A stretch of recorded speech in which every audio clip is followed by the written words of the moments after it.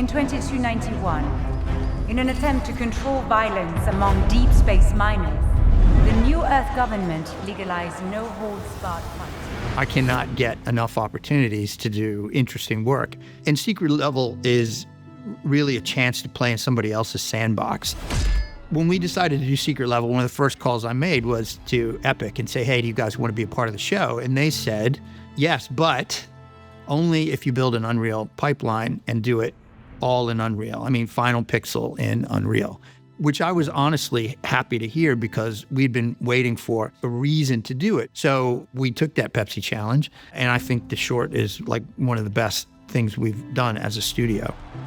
Unreal Tournament is a 15-minute-ish episode.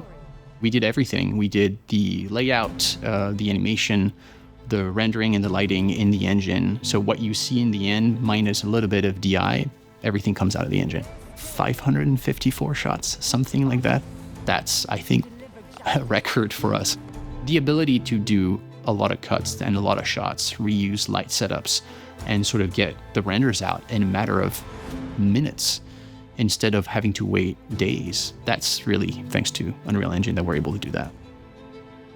Unreal Engine allows the flow between artist and image to be unfiltered. The response time of what you're doing with real-time technology is so different and so much more in the flow of creation. It's a whole new way of making things. The fact that you're able to sit with an artist and in real time sort of like dictate or sort of try ideas is just a new thing for us, because usually it's just like multiple rounds, takes days, and here it just takes minutes.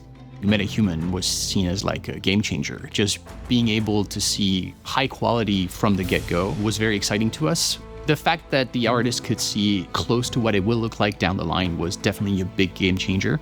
For facial, you get, the reflections in the eyes, and you get the specular on the skin, things that we usually don't get in a package like Maya, where it's just grayscale.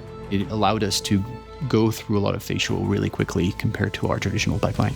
Some characters needed some specific crafting. We had some monster with very complex mouth and teeth and tongue, and their morphology wouldn't really match a metahuman. Our rigging team managed to port from Maya on a traditional workflow the facial system onto Metahuman and swap it with our own so that we can build our custom shapes and be fully customizable on a very complex monster.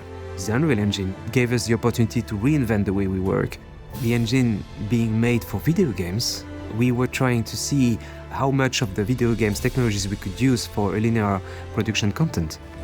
When you fire a gun in a cinematic, you have smoke, you have a muzzle flash, you have cartridge ejection, particles or sparks. Turns out we managed to pack that into our gun rigs, so when an animator needed to shoot at something, just point and shoot, and you get the animation of the gun, you get all the effects that go with it. I think the biggest thing on the whole show, when the trailer was released, the fact that nobody could tell that it was done in the engine, to me, that was the biggest reward, because that was the goal the whole time. And when you tell people, they're like, wait, what? I won't say that it was without its bumps and setbacks, but at the end of the day, I'm super proud of the product, and we all believe that it is a huge part of our future in creating and telling stories. So nobody can be more genuine when I say that I believe real-time technology is the future, and I couldn't be more excited about all the potential possibilities and doorways it opens for us to create and tell bigger stories.